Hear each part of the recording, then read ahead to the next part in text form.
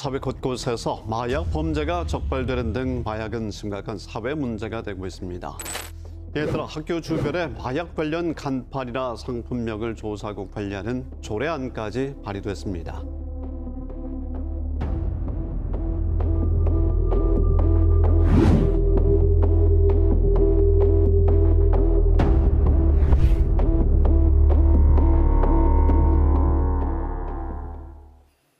앞서 짧은 영상 보셨습니다만 중독될 정도로 맛있다. 이런 의미로 식품 앞에 마약이란 단어가 곧잘 사용되곤 하는데요. 이 같은 표현을 금지하는 근거가 될 법률 개정안이 국회를 통과했지만 반면 간판이나 광고를 바꿔야 하는 소상공인들로서는 부담이 큰 것도 현실입니다. 이와 관련해 대전시의회가 제도적 장치를 마련했다고 하는데요. 관련 조례안을 대표 발의한 대전시의회 이병철 의원과 이야기 나눠보도록 하겠습니다. 의원님 어서 오십시오. 네, 반갑습니다. 자, 이른바 마약 마케팅 이런 걸 하는 곳이 많더라고요. 특히 음식과 관련된 표현이 저희가 많이 사용되고 있는 것 같은데 우리 지역의 실태가 좀 파악된 게 있습니까? 네. 지금 특히 다 알고 계시지만은 음식에 마약과 관련된 표현이 많이 사용되고 있고요. 네. 특히 마약 김밥이라든지 마약 국수, 마약 떡볶이, 마약 호떡, 마약 치킨.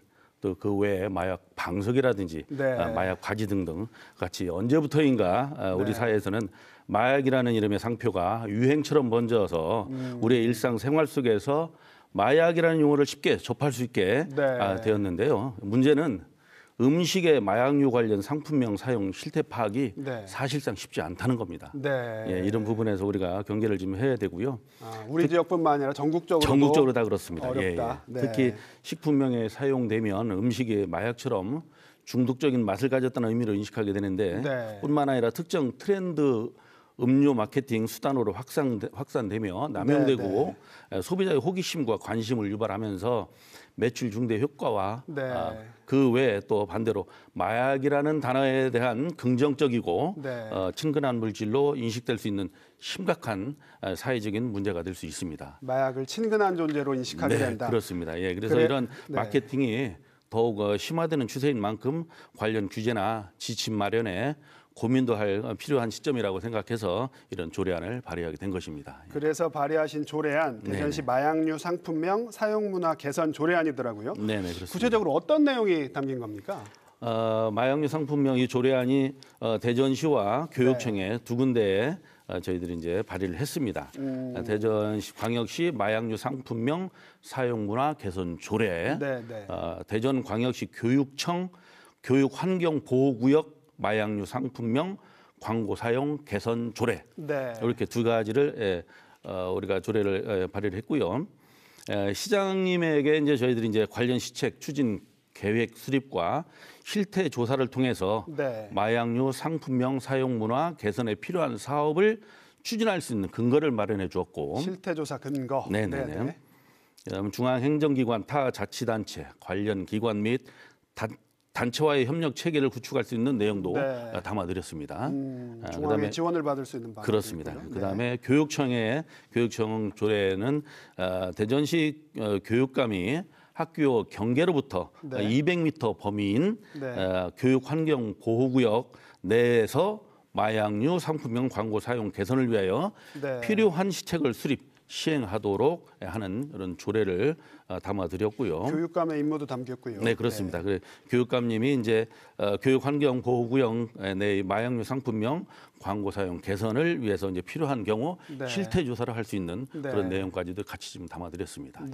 조례가 제정이 됐으니까 집행부에서 좀 정책이라든가 이런 게 좀 나와야 되겠습니다. 이제 조만간 아마 이제 정책이 이제 펼쳐질 것 같습니다. 마지막으로 이 부분도 좀 여쭤볼게요. 마약이라는 용어 사용 그리고 마약 사범의 증가 이 둘의 상관관계가 그렇게 명확한 건 아니잖아요. 차라리 조례안에 필요한 예산으로 마약 퇴치 캠페인이나 재활 프로그램을 하는 건 이런 게 낫지 않느냐 이런 지적도 있는데 이건 어떻게 보십니까? 네, 그렇습니다. 우리가 재활이라고 하는 것이 뭐 의미는 굉장히 좋습니다만은 이 마약이라고 하는 종류는 재활이 사실은 굉장히 무의미하다고 볼 수도 있습니다. 재범률이 굉장히 많고 그 한번 빠져들면 헤어나오기 쉽지 않은 그런 부분이고 또 소 잃고 외양간 고쳤을 때 우리가 소 외양간 고치는 거 좋습니다만은 소를 찾으러 다녀야 되지 않습니까? 네. 뒤에 재활한다는 것은 그런 부분에서 이 재활 이거보다는 그동안 우리가 정책의 모든 부분에서 처벌과 규제 위주로 이렇게 정책을 펼쳐왔습니다.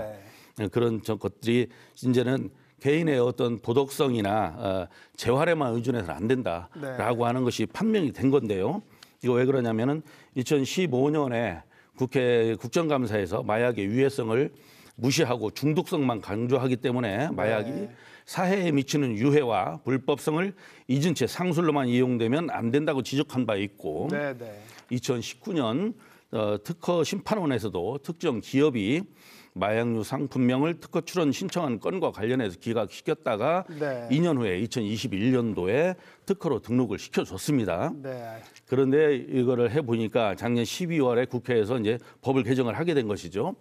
이런 문제점을 갖고 있으면서도 국회에서는 이제 식품 접객옥수 등 관련 영업자 등에게 마약류 및 이와 유사한 표현을 사용한 표시, 광고를 하지 않도록 총리령을 권고할 수 있고 권고에 따라 표시 광고의 변경 조치를 이행하려는 영업자 등에게 비용을 지원할 수 있도록 하는 내용을 담고 있는 식품 등의 표시 광고에 관한 법률이 개정된 것을 보면 법을 이렇게 개정을 했다는 것은 그동안의 처벌 규제보다는 규제의 한계를 인정했다. 저는 이렇게 봅니다. 알겠습니다. 그래서 마약이 어떻게 보면 뿌리내리지 못하게 하는 그런 정책이 더 중요하다. 그렇습니다. 이런 의미로 제가 알아듣겠습니다. 네네. 오늘 말씀 여기까지 듣겠습니다. 감사합니다. 고맙습니다. 예.